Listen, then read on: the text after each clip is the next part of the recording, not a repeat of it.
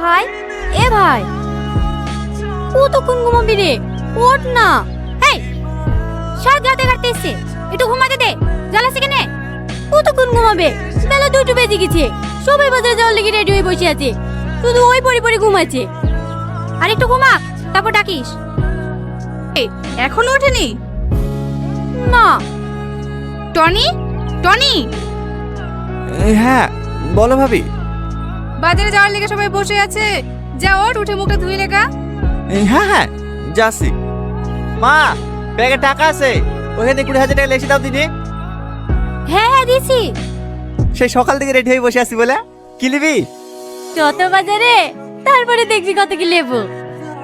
আমি কিন্তু একটা ভালো শাড়ি নিব। কেন সেদিন তুমি শাড়ি নিলা যে? সেটা তো আমার স্বামীর সাথে নিয়েছি, দেওরের সাথে নেব না।